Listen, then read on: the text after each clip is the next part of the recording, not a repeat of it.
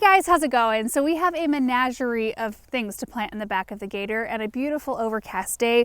We're expecting some rain today, maybe later on. It's just beautiful, but I wanted to start out here in the Dahlia patch because I have some very exciting news to share on how our dahlias have overwintered. I just dug up a clump, you guys, to see how things were looking. Look at how beautiful this looks. Can you even believe this?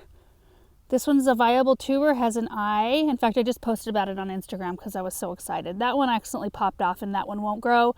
Doesn't have a neck or an eye there. Kind of a bummer, but look at how many. So as many of you know, we were running an experiment. We garden in a zone 6. Dahlias, I think, are a zone 8, and they are just so much work to dig, clean, divide, and store, and then again replant the next year. And we've got roughly 400 dahlias out here. I don't even know how big dahlia farms do it that have to dig them every single year. Oh my goodness. We just decided, you know, if this works, this could be a huge game changer. Otherwise, I want to shrink the size of our dahlia patch because it's just too much work.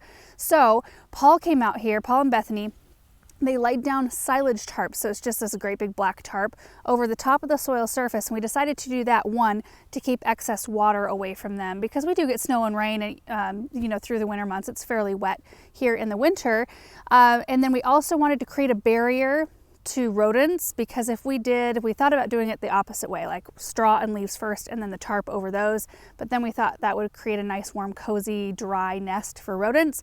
So the tarp went down first, and then about a foot and a half of all of our dried leaves, grass clippings, and straw. So they recently came out and took all of that stuff off the top of the tarp, took the tarp up. That was maybe a week or so ago. And so yeah, I had a shovel with me today and I thought I'm gonna dig one of these up and see what we've got going here. I don't expect that all of them are gonna look like this, but oh my goodness, I mean, I could divide this right now and I could have enough to plant like this row right here. Isn't that just amazing? I'm so thrilled. Our winter was fairly mild. I think the lowest we got was about 8 or 9 degrees this year, and that's been about like that for the last 4 or 5 years, but we have been known to have like the random really cold winter with tons of snow. And so I know that if we decide to keep doing this, which I'm planning on it this next fall, that we could have one of those winters and it could wipe out the crop. I am willing to take that risk because the amount of time and labor it takes to take care of this patch, it's worth it just to shrink it a little bit and buy new ones for the next year. So what we will do this fall is we will start digging one row at a time. So we will dig one full row so that we can divide them. It's not good to let your plant continue to clump out. For the health of your plant and that sort of thing, it is good to divide them every once in a while. So if we just have them on a rotation and just try to do one row a year, it's still going to be less work. So I know this is a huge clump, but I'm just going to go ahead and replant it. I already have tons of dahlias growing in the greenhouse. Anyway, I think this is just amazing. It made me so excited. Now we do still have a 29 degree, I think tomorrow night is supposed to be 29 degrees. So the dahlias should be okay because it'll barely reach 29 and it'll only be that for just a little bit. And these tubers are underneath the ground. So they should be good. But the other things I have, I'll probably have to come out and maybe cover. Like I've got a nectarine tree we're gonna put in today that's in full bloom, and I don't want the blooms to get wrecked, so we'll probably come out tomorrow and cover them before that happens.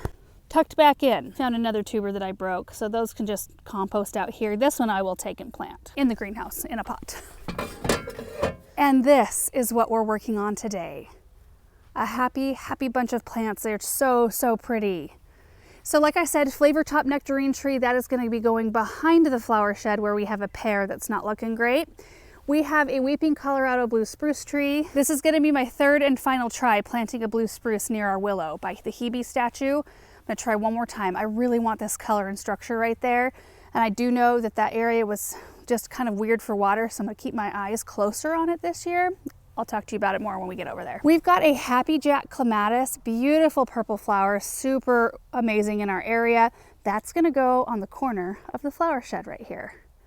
I don't have a trellis for it yet, but that will force me to go find one quickly. I want this whole flower shed area to feel cottagey. I mean, we do have a touch of formal with the boxwoods, but I just wanted something evergreen out here so that it can, you know, look pretty during the winter months as well.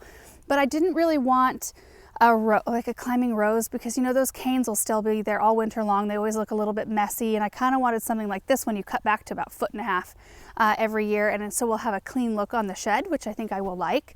And then I've got some columbine. This is the Kirigami Deep Blue and White is the name of this variety. Isn't that pretty and so cottagey? We've also got some gorgeous bleeding hearts, which, you know, these are amazing for spring. So I don't want to like go ham on spring stuff in here and then not have anything really awesome in the summertime. So I'm just, you know, putting a couple things out here for now, and then we'll add more stuff in the summer, or for summer interest at least. The front of this shed faces north, so I'm actually thinking some hostas might be really pretty right there. Some really big, bold texture. It's not a huge area though, so we won't be able to fit a tremendous amount. But the bleeding hearts, they come up and do their thing, bloom in the spring, and then they kind of just fizzle up and go away. They aren't really a huge presence through the summer, even with their leaves. Like, their leaves kind of go away. And then this one. Oh, this is called Rose Queen Bishop's Hat. I had never seen this plant before. The kids and Aaron and I were at the garden center on Saturday, and I was walking through the shade house. This caught my eye. They had 3 left, and I just had to pick it up. It's so pretty. It looks like redbud leaves, like the Rising Sun redbud, you know, with the beautiful orange coloring with the new growth.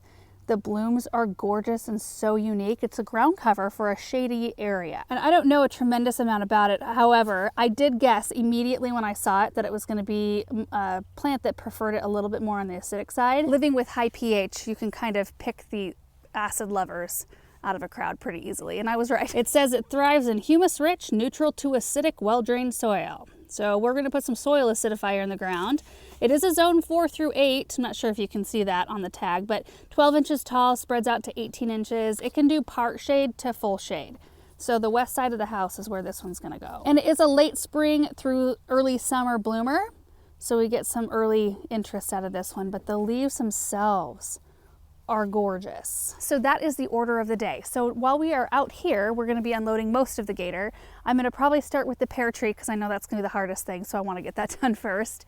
Let me show it to you. First off, the sweet orchard. Some color in here. I'm loving it. Loving the RTF fescue in here as well. It's just turned out gorgeous. Back here is where the red Bartlett tree was. It had fire blight. And then last year I meant to dig it out and never got to it. It actually produced some pears, but as you can see, we've had to top it to get the fire blight out. And then these branches are dead. These branches aren't producing a dang thing. I think they're still alive.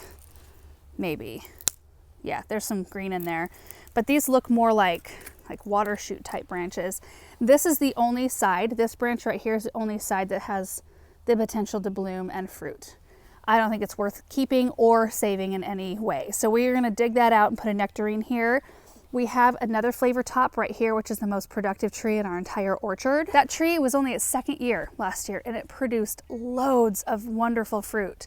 That's so good. Better than a peach to me. We do have 2 peach trees, but you know, peaches have that fuzzy skin, which I don't like to eat. I want to peel all of that off, so it's a lot messier. The nectarine have that smooth skin. It's really tender. Oh, they're so good. So I decided to have another one of those. I might have to call on Aaron's help to dig this pear out. I don't know what I'm going to run into, but let's get after it.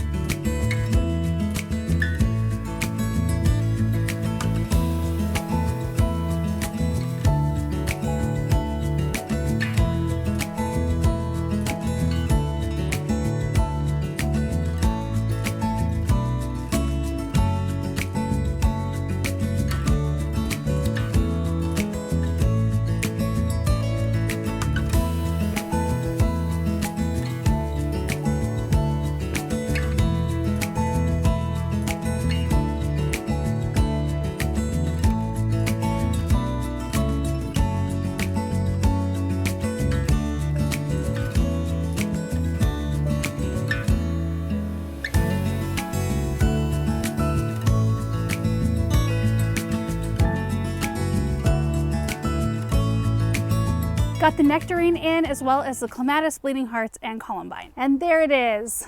Doesn't that look awesome? So I dug out the pear, which was a lot easier than I thought it was going to be. And when I did that, it of course pried up a bunch of the grass around it. So I just kept that in chunks and then backfilled around the root ball with as much native soil as, came out of the hole, and then topped it up with land and sea, and then put the grass back around it because that's what I want it to do anyway. And that'll keep the roots nice and cool.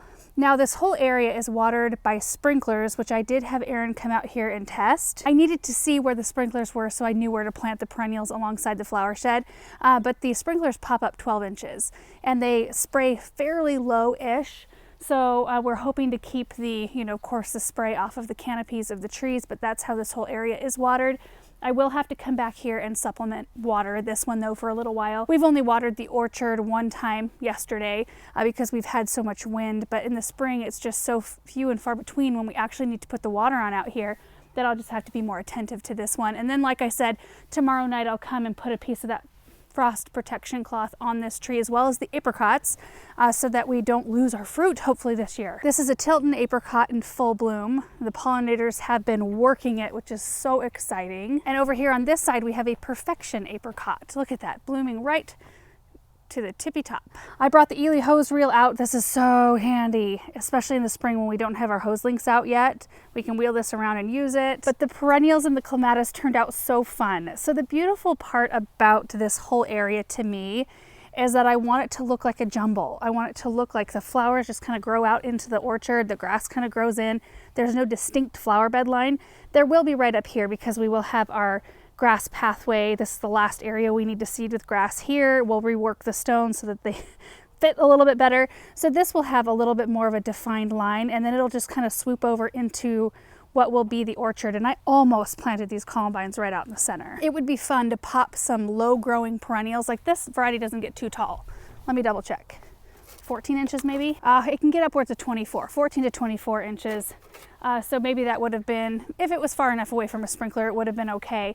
But if I could put some things in here that stay on the small-ish side, like foot to foot and a half, that'd be fun to have some perennial interest come up in here, like some coreopsis maybe, and columbine, some early color as well. So the sprinkler over here actually comes up right, where does it come up?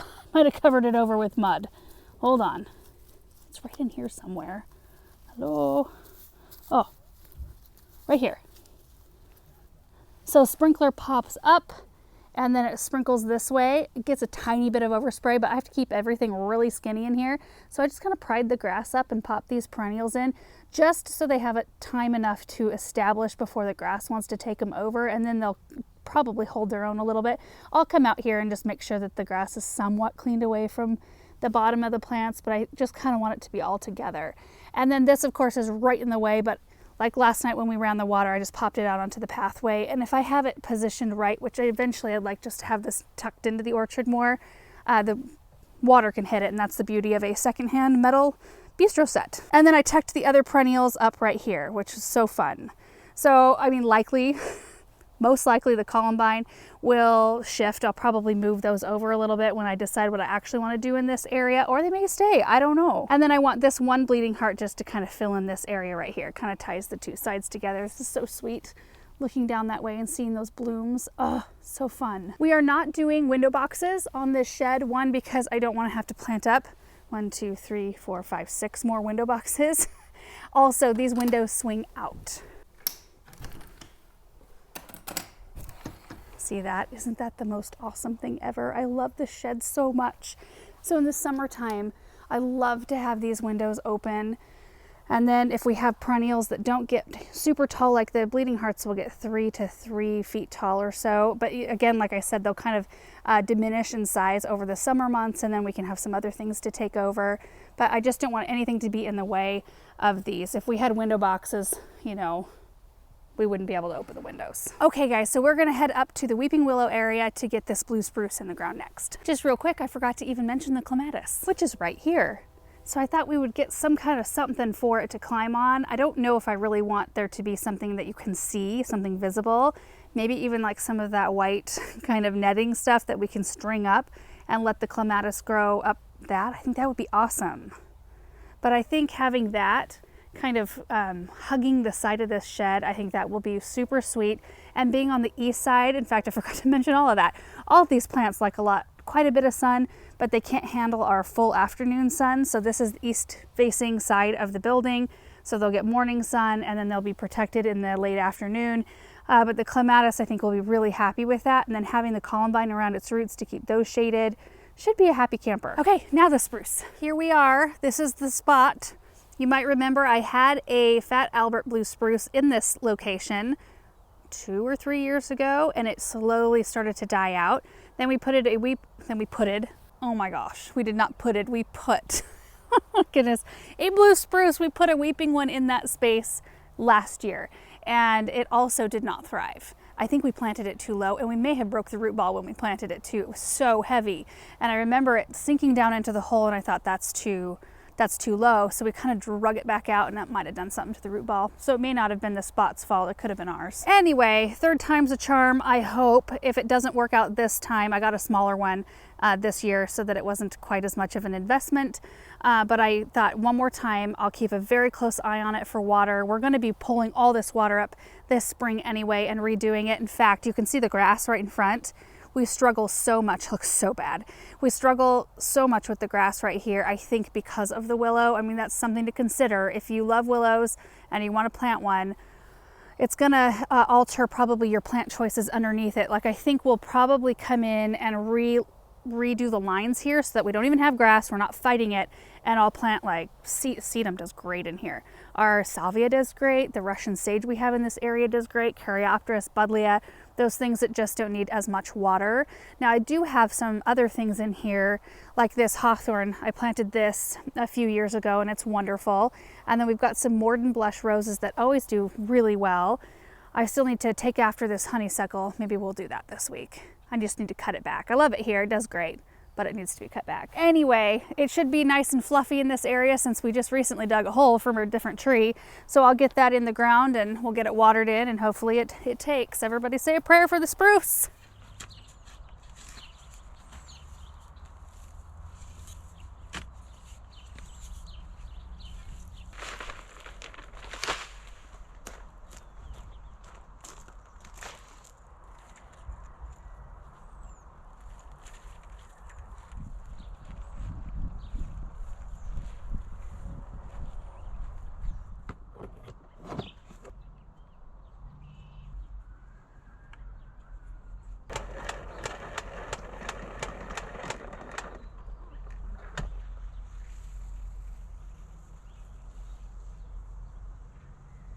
That's done. Look at how pretty it is from this angle.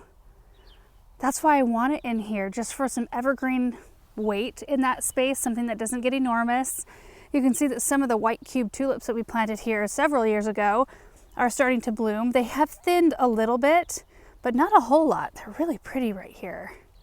I just love that right there. Hoping it survives. I got it all watered in, and I will come along here and pop a new, actually there is some irrigation already that I'll just direct toward the root ball of that plant. And then, like I said, we're going to be readdressing this whole area. I actually have some limelight hydrangeas in here. There's 2 on this side and then one tucked kind of behind her.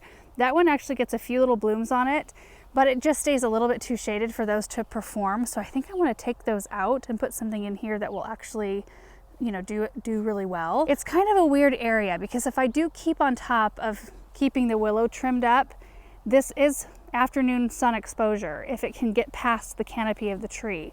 But I usually let it, you know, kind of do its thing and come out here a few times in the season and kind of just carve it up to where you can see her. But I let a lot of this come down because that's what I love about them. I love seeing that graceful weeping form. It's just so pretty.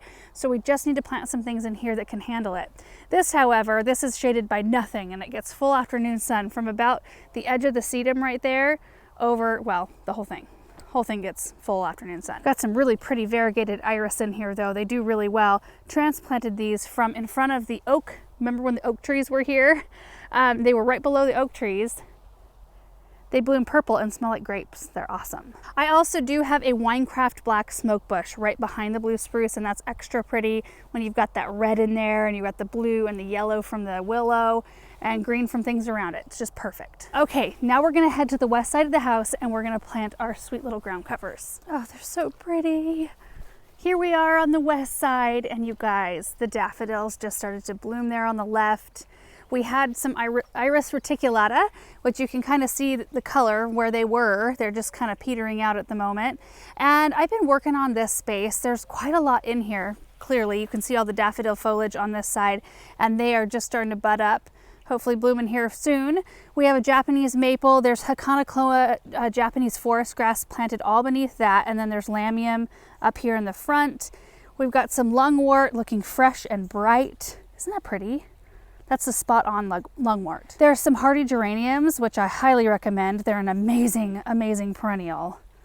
And then I do have some hostas in here. You can see them, they're the seducer hostas, and they're awesome. So there's 5. There's 1, 2, there's a third one over here. They kind of like ring around. So there's 2 more over there. Around those hostas, I mass planted heucheras at some point. And they've kind of weakened in this spot. I don't know if they really like it. So I'm gonna try to tuck these bishop's hat kind of around the heucheras that I don't think are gonna thrive. See, if you get in here, you can see one starting to come back here. There's this one here, which, yeah, look at that. Like just rotted off at the bottom. This part might, no, I'm just gonna take it out. Yeah. That one kind of came back halfway. And what do we have on this one? This one kind of looks like the last one. I think what I'm gonna do, there's another one right here with barely any new signs of life on it. I think I'm just gonna pop these 2 up and just carefully plant these in here, because I think this is perfect. It's kind of the perfect setting for it. And I need a little bit of color in here, which I think that'll bring. So, heucheras, you're done. Oh, look how pretty it is just sitting there.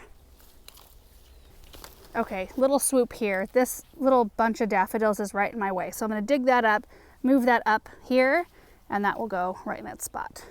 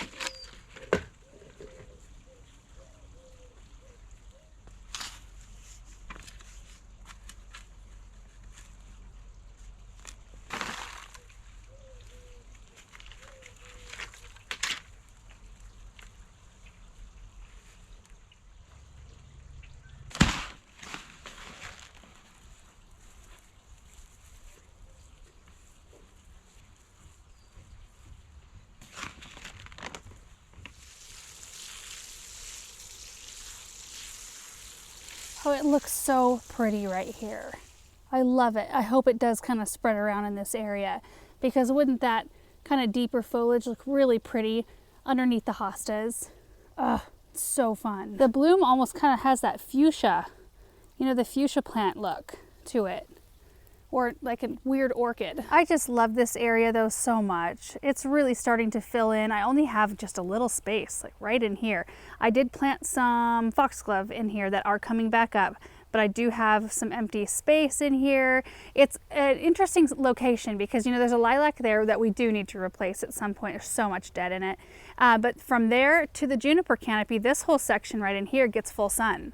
but it's pretty shaded right here. I just love that look when you can see full sun-loving plants and then it dramatically moves to shade-loving plants, because I don't have a lot of areas like that in my garden. It's either sun or it's shade, and it's mostly sun in our garden at this moment. Do you guys remember what this space looked like when we moved in?